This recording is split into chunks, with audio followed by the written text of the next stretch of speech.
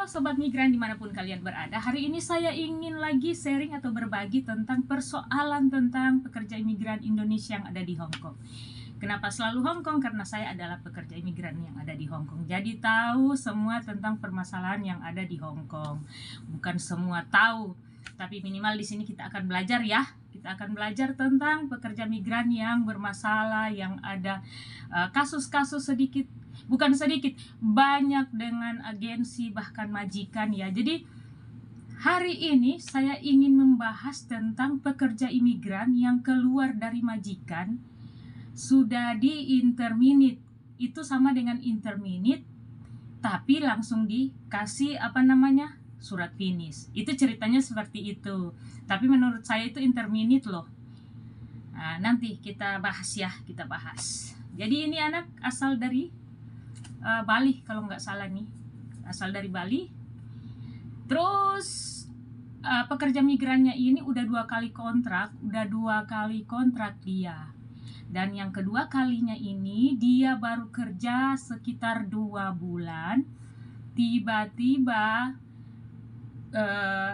majikan atau bosnya telepon dari Malaysia. Mungkin mereka majikannya ada di Malaysia, dia di sini di Hong Kong.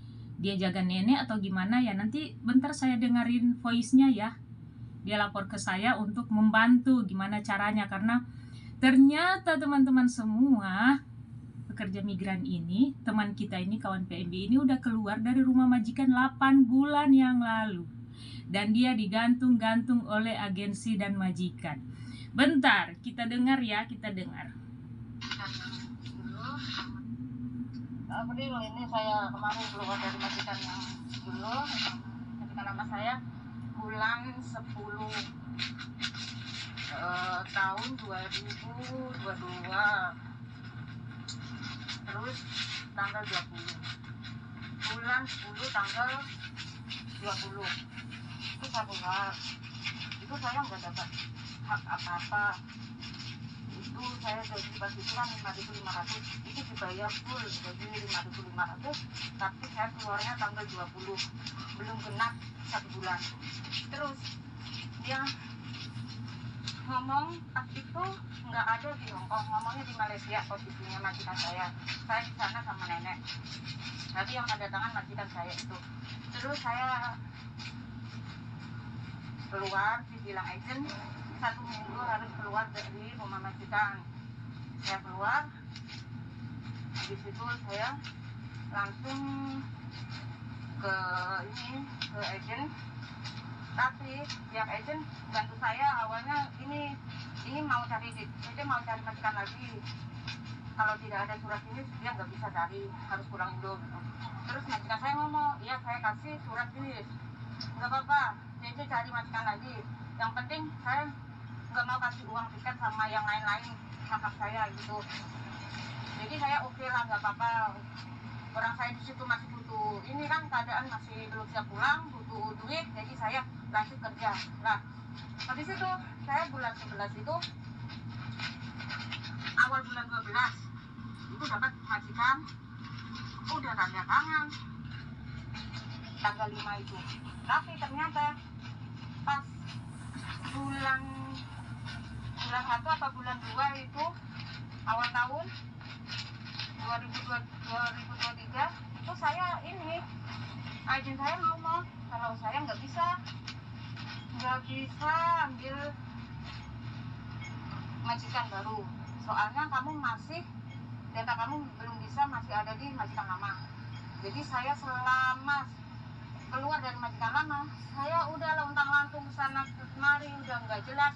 Maksudnya saya bertahan hidup lah selama 1 tahun itu di sini. 1 tahun? Jadi sekarang pas saya mau pulang, pas saya mau finish tanggal 21 ini, pihak agen saya sudah bantu ke majikan lama minta tanda tangan itu, karena sudah ada perjanjian kan, mau ngasih saya surat finish, tapi asalkan saya nggak mau hak-hak saya dikasih. Oke, saya nggak apa-apa. Tapi ternyata dia malah bohongin, nggak mau. Inilah alasan inilah. Setiap kali saya minta, sudah saya ngomong, jelasin saya nggak mau uang, cuma mau surat finish. Tapi sampai sekarang dia nggak mau kasih, sampai saat ini. Kemarin pun sudah saya ini sama agent saya, dia tetap belum ngasih. Jadi saya terpaksa kan lapor. Soalnya sudah saya omongin baik-baik, dia tetap nggak mau bantu. Itu saya kemarin pun tanggal hari Senin saya ke imigrasi juga. Imigrasi minta surat dari majikan lama. Tapi kan majikan lama nggak mau bantu. Makanya sekarang saya bingung mau minta bantuan siapa lagi kalau bukan ke KJRI. Nah, kalau sekarang saya mau ke Kak, maaf ini nanti saya soalnya mau ke. Oke, teman-teman semua. Jadi udah dengar ya voice-nya itu? Haduh. Ini buat saya gini. Jadi teman-teman semua ya, ini kita saling mengingatkan atau mengedukasi satu sama lain. Di sini kita kan ada undang-undang juga ya. Kalau dengar dari dia ngomong ya tadi bahwa majikannya nggak mau kasih letter finish. Oke, gini aja. Kalau nggak mau letter finish, udah kasih notice aja nggak apa-apa. Yang penting ada letter gitu ya. Karena ini anak ini sebenarnya dia udah 2 kali kontrak. 2 kali kontrak, yang pertama dia finish, kontrak kedua gitu. Ini sama interminate. Udah nggak apa-apa, yang penting letternya itu ada bahwa majikan memberikan letter gitu, surat interminate. Kalau nggak mau di finish kan ya di interminate aja, nggak apa-apa gitu. Ini kan sama aja di interminate gitu kan. Kalau nggak mau kasih surat dengan ikhlas gitu. Wow, anak ini sebenarnya gini teman-teman semua, ketika kita dapat majikan yang baik, kalau memang majikan yang baik, majikan kita itu udah nggak perlu lagi kita, ya mau dikasih finish aja lah gitu kan, biar cecenya, kungianya bisa bekerja dengan baik ke depan, atau dia ganti gitu, ganti employer yang baru, ganti bos yang baru, enak gitu, karena kan difinishkan. Jadi beda kan kalau difinishkan dengan interminate, otomatis prosesnya kan lebih cepat difinishkan, karena berarti imigrasi juga melihat bahwa oh anak ini bagus gitu ya, anak ini bagus, difinishkan. Mungkin majikan ada sesuatu dan lain hal, atau udah pindah kota, atau mereka udah nggak mampu bayar, itu nggak apa-apa gitu. Tapi kalau di interminate memang kan paling ada sesuatu dan lain, oh majikan udah nggak mau karena kinerjanya mungkin tidak bagus gitu kan. Nah, kalau di finish bagus, oke, buat saya gini teman-teman semua, kalau emang nggak di finish kan ya di interminate aja, surat interminate aja gitu. Kita kan cuma perlu suratnya bahwa kita juga keluar dari rumah itu ada surat interminate. Karena teman-teman semua, surat interminate itu penting teman-teman semua. Itu nanti kalian kalau kayak di interminate, kayak di notice itu, atau kita yang notice ya harus ada surat biar lebih bagus gitu. Bahkan teman-teman semua, untuk mendapatkan BPJS Ketenagakerjaan pun itu adalah satu dari prosedur yang ada di BPJS Ketenagakerjaan. Jadi ketika majikan memberikan pemutusan kontrak secara sepihak, kita ada letternya gitu. Itu yang diperlukan juga di BPJS Ketenagakerjaan. Udah, saya nggak ngomong itu, tapi di sini saya ingin tegaskan bahwa agensi dan majikan ini luar biasa. Menurut kalian gimana?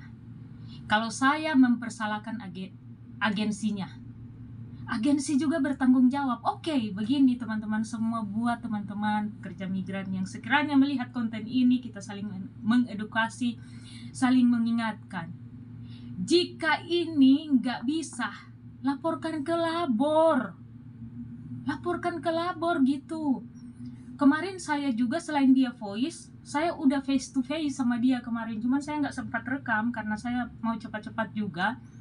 Saya bilang ke dia, kenapa kamu nih udah berapa bulan, ternyata dia bukan cuma 8 bulan di luar, udah mau setahun.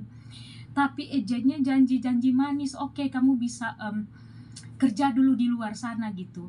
Nanti kamu cari majikan. Setelah anak ini, teman kita ini kejar-kejar, mana saya ini udah mau overstay, belum dapat majikan baru gitu. Kata agensinya, oh iya nanti saya carikan majikan baru. Udah ada majikan baru, agensi berkilah bahwa enggak bisa kamu diproses karena majikan kamu dulu nggak bisa kasih kamu surat finish gitu. Ya udah, kalau nggak surat finish ya surat interminate aja gitu. Kalau nggak kasih ya lapor di labor loh. Benar nggak sih? Benar nggak sih teman-teman yang mungkin melihat konten ini yang lebih mengerti tentang hukum yang ada di Hong Kong, labor? Kan ini ada loh. Bentar. Maka dari itu kita nih penting sekali membaca buku ini. Di dalam ini segala peraturan yang ada di Hong Kong, di labor, ada di sini semua. Ini teman-teman ya, kalau kalian yang mungkin baru mau masuk Hong Kong terus lihat konten ini kalau dikasih KJRI atau dikasih di mana aja ya, ambil, terus baca. Ini saya tuh apa gitu, kayak teman-teman nih kalau diedukasi, diberikan penjelasan, kadang anggap remeh gitu. Jadi nanti ada kesulitan baru gimana ya, saya tuh kadang aduh capek mau ngomong, saya udah berbusa-busa ngomong sama dia. Kamu terserah. Jadi kemarin itu kita sempat ngobrol juga, saya bilang terserah, kamu mau di luar.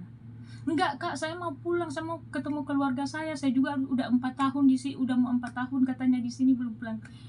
Loh kalau gitu kenapa kamu biarin diri kamu di luar sana gitu? Ini karena agent katanya, Kak agent ngomong terserah, nggak apa-apa, bisa kamu kerja dulu di luar. Atau kalau kamu, dia sempat ngomong bahwa agent ngomong nggak apa-apa kalau kamu mau overstay. Bayangkan, ini nggak benar loh. Akhirnya saya bilang lapor, kamu harus lapor. Kalau kamu nggak lapor, kamu nggak ada dasar loh. Jadi kemarin tuh selesai dia voice saya tuh, kemarin baru 1 hari yang lalu saya suruh dia ke KJRI. Sebenarnya saya udah laporkan ke Badan Perlindungan Pekerja Imigran Indonesia juga gitu teman-teman semua. Saya udah lapor, dan dari Ibu Yani yang ada di bagian perencanaan, yang dulu dia Direktur Penempatan Badan Pekerja Imigran Indonesia, sekarang udah Direktur Perencanaan gitu. Saya bilang, Bu, ini tolong ada lagi case yang kita dapat lagi di lapangan, bahwa ada yang melaporkan seperti yang tadi saya kasih dengar kalian, bahwa seperti itu. Dan Ibu Yani langsung cari adnaker nama Ibu Vika. Pokoknya kalian teman-teman semua kalau ke KJRI cari aja bagian adnaker gitu. Di situ ada Ibu Vika yang sering mengurus gitu. Atau ke KJRI aja gitu, bilang saya melaporkan. Nah, kalau kalian udah lapor gini ya, terus gini teman-teman semua, apalagi kalian ya yang tahu bahasa Kantonis yang fasih, terus majikan atau agensi yang kayak melanggar seperti ini kan udah melanggar loh. Laporkan ke labor. Jangan pernah takut loh. Kalau benar-benar kalian tuh disolimi, lapor. Itu maksudnya. Jadi teman-teman pekerja migran yang ada, setidaknya dari kalian tuh melapor, menyelamatkan teman-teman kita yang lain gitu maksudnya. Aduh, gimana ini? Saya tuh kalau udah dijelaskan berbusa-busa pekerja migrannya kayak juga nggak mau tahu lah gitu. Akhirnya kalau susah, aduh gimana ya, kayak pling-plang gitu, hari ini ngobrol lain, besok ngobrol lain. Ini penjelasannya Mbak ini, dia ngobrol ke saya ya pengen pulang, tapi kata temannya yang satu, aduh Mbak April, itu sama kamu dia ngobrol mau pulang, sama kita mau suka jadi overstay di luar, karena takut katanya nanti kalau seumpamanya diproses dia pulang, nanti dia nggak balik lagi. Guys, di sini ada keterlibatan agen dan majikan, bahwa majikan nggak memberikan dia surat. Kalau majikan udah nggak mau ke kita, ya udah mau dikasih surat lah, benar nggak sih? Dan itu kewajiban majikan, kewajiban bos. Kalau dilapor ya kenalah, laporlah. Sana ada polisi minta antarasin saya ke labor gitu. Ini semua kita nih, selama kita nggak berbuat kriminal, di Hong Kong ini, jangan pernah takut. Kecuali kita mencuri, memukul orang yang kita jaga, anak yang kita jaga, orang tua yang kita jaga, atau kita mencuri, ya itu kriminal dong. Selama kita nggak kriminal di Hong Kong ini, jangan pernah takut. Itu maksud saya.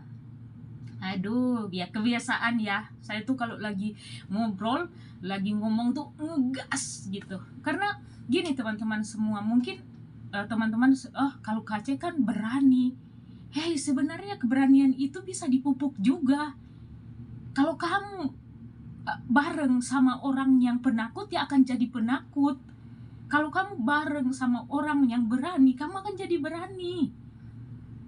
So, saya bilang ke teman-teman semua ya, perbaiki circle kalian gitu ya, biar kita tuh open mind gitu, jangan asal-asal aja gitu.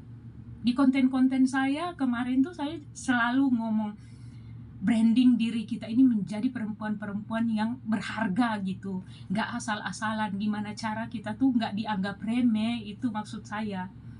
Kalau ini udah tahu pelanggaran, ini pelanggaran agensi kalau buat saya loh. Ayo, kan kita kalau di apa namanya persidangan atau kan diceritakan kronologinya. Ceritakan kronologinya. Yang penting gini, jadi teman-teman semua yang secara pengalaman gitu.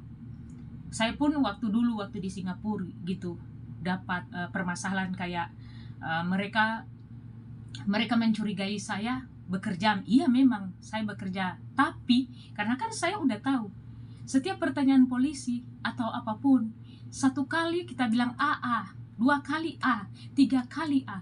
Kalau kalian ngomong satu kali A, dua kali B, tiga kali C, berarti gak benar tuh, limplang berubah-berubah. Jadi gimana cara kalian menceritakan kronologi itu tidak berubah gitu. Gitu teman-teman. Jadi dari A sampai Z gitu aja sampai selesai, itu yang kalian ceritakan. Jadi benar-benar memang majikan, kalau di sini majikan dan agensi yang kurang ajar. Maksudnya gini, kalau kamu nggak mau lagi saya kerja, ya udah diberikan notis loh, diberikan surat, apa susah? Kenapa mau mempersulit orang lain gitu? Begitu juga agensi kan wajib mengintervensi majikan gitu.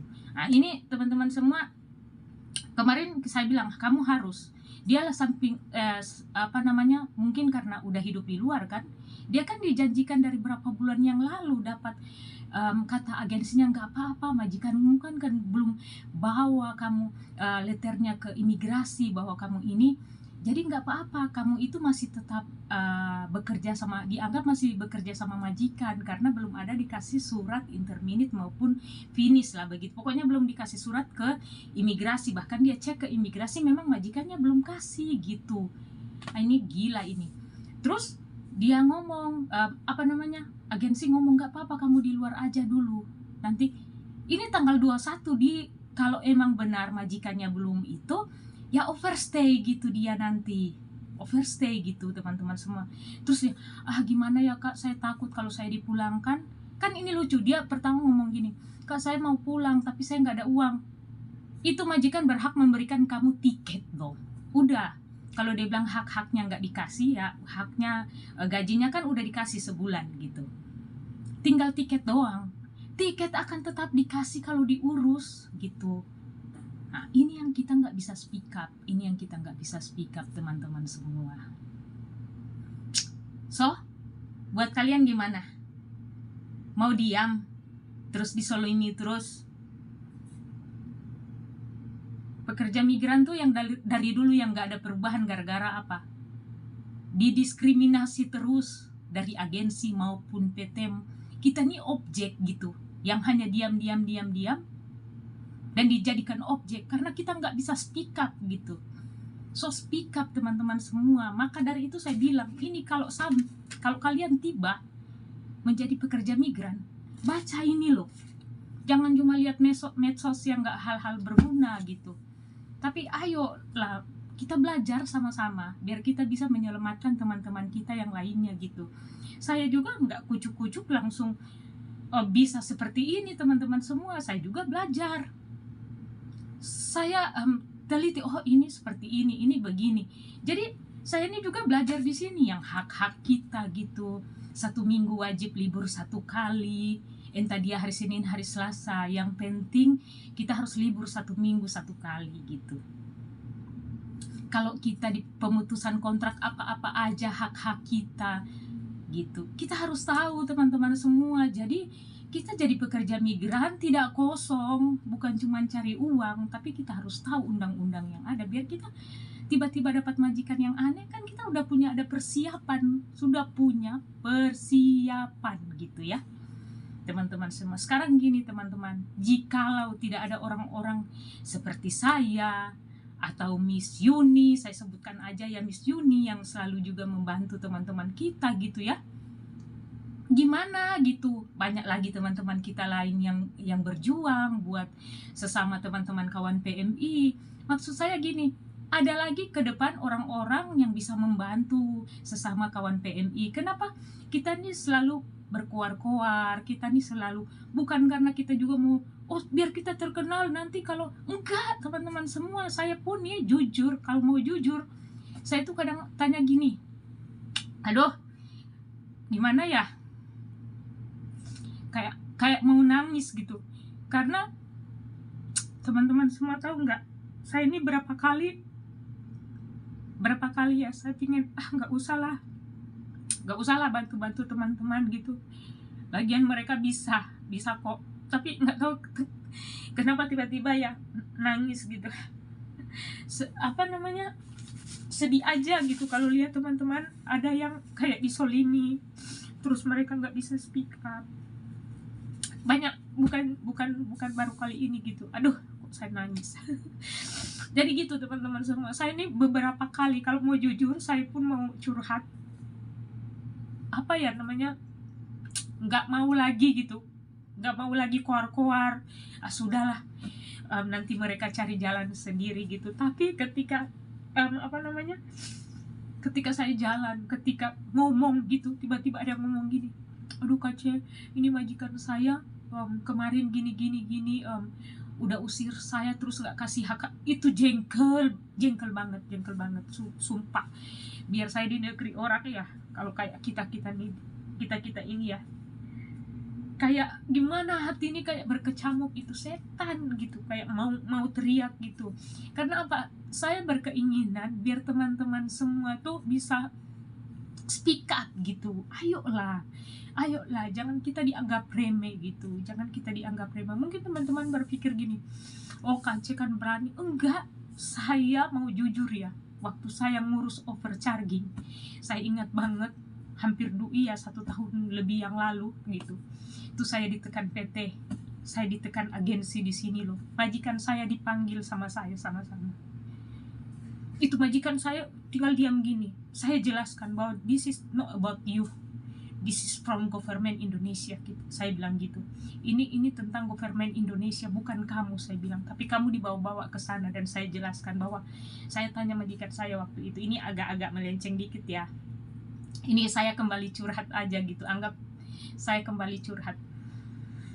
Saya waktu majikan telepon, oh kamu ternyata ada masalah ya. Saya bilang, saya nggak ada masalah, saya hanya menyuarakan. Saya bilang, saya membantu teman-teman saya pekerja migran yang lain yang dibohongi. Saya bilang, mereka membayar, kamu tahu nggak? Saya bilang, kamu tahu nggak, kami membayar lagi di agensi itu sekitar 40 juta, 45 juta, saya bilang. Terus dia ngomong, saya kan udah bayar kali seperti saya ngambil kamu, kan saya udah bayar ke mereka. Saya tanya berapa, $18.000 Hong Kong, hampir 20.000. Nah, dari situ saya jelaskan dia, dan dari agensi panggil saya, mereka pikir ini anaknya siapa ini, kok bisa-bisa gini nih pekerja migran, kita pulangkan aja. Kan ancam-ancaman gitu kan, siapa yang paling kuat gitu. Enggak, saya bilang, Tuhan, kalau emang cuman karena mengurusi pekerja migran saya di interminate, I don't care. Hari itu saya langsung bernasar, sakit hati saya waktu itu. Saya dipanggil terus ditunjuk-tunjuk di agensi. Kita udah berangkatkan kamu dari sini, kamu kan cuma calling visa waktu itu. Memang kan yang kedua kali saya calling visa. Saya kan jengkel. Saya bilang, oke, kita buka aja di sini. Emang calling visa itu prosedural atau enggak? Kan dari dulu calling visa itu unprosedural sebenarnya di dalam Undang-Undang Pekerja Migran Indonesia yang ada di Badan Perlindungan Pekerja Imigran Indonesia. Calling visa itu nggak termaksud, saya bilang. Mereka diam. Jadi udah, nanti kita ceritakan lagi. Tapi aduh, saya udah berdrama, menangis. Jadi teman-teman semua seperti itu ya. Terkadang saya bilang saya udah nggak mau keluar-keluar, saya nggak mau keluar-keluar lagi. Tapi setiap saya ngomong udahlah, saya nggak mau keluar-keluar. Kalau ada teman-teman lagi yang mau curhat-curhat apa, terserahlah gitu, mereka cari jalan sendiri. Tapi nggak bisa loh ya, mungkin Tuhan udah kasih saya untuk nggak bisa, kamu harus membantu. Jadi sampai hari ini saya terus melampangkan dada untuk udah dianggap atau tidak dianggap. Bahkan teman-teman yang saya beritahu kadang cuek gitu, tapi ya sudahlah, seperti ini kan. Saya kemarin udah ngomong sama dia beberapa kali, kamu harus ke KJRI. Kalau kamu nggak ke KJRI, nanti saya bilang kamu susah. Ke KJRI dulu laporkan kalau mereka seperti apa, nanti saya juga laporkan ke Badan Perlindungan Pekerja Imigran Indonesia. Biar ke depan kamu kan udah di luar nih, gitu. Ketika polisi nanti dapat di jalan atau apa, kamu jelaskan bahwa saya ini ada kronologinya kan, agensi terlantarkan gitu.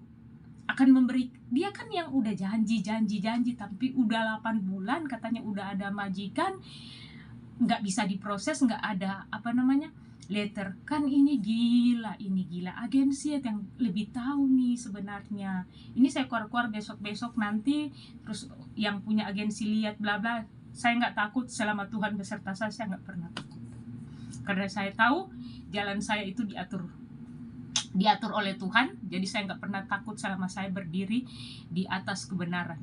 Itu aja, nggak pernah takut saya. Begitu juga PT-PT itu yang bangsat yang selalu menjadikan objek kami pekerja migran, yang membayar potongan sampai 40 juta, 35 sampai 50 juta tuh biadab tuh orang-orang seperti itu, yang mau cepat kaya gitu, tapi nggak pernah berpikir bahwa kita ini pekerja migran datang ke sini bukan pilihan terakhir. Tahu nggak, pilihan terakhir kami datang di sini karena nggak ada lagi di Indonesia nggak bisa memberikan pekerjaan yang layak gitu. Nah udahlah, pokoknya seperti itu teman-teman semua. Jadi kalian bisa melihat ya apa yang ada di dalam percakapan ini gitu. Pekerja migran mau speak up nanti udah merasa dibohongi, merasa dijanji-janji manis dari agensi. Itu ceritanya. Jadi teman-teman semua, saya ingatkan lagi, ketika kalian nanti keluar dari majikan, jangan lupa hari itu langsung bilang sama agensi, minta surat saya. Kalau mereka belum kasih, laporkan ke KJRI atau ke Labor Hong Kong, atau lapor ke kita, ke saya, nanti saya laporkan ke Badan Perlindungan Pekerja Imigran Indonesia. Begitu teman-teman semua, oke? Semoga ini bermanfaat dan jadikan ini pengalaman, biar teman-teman yang bisa melihat konten ini sama-sama kita speak up untuk kebenaran. Oke? Thank you so much. Tetap semangat. Bye-bye.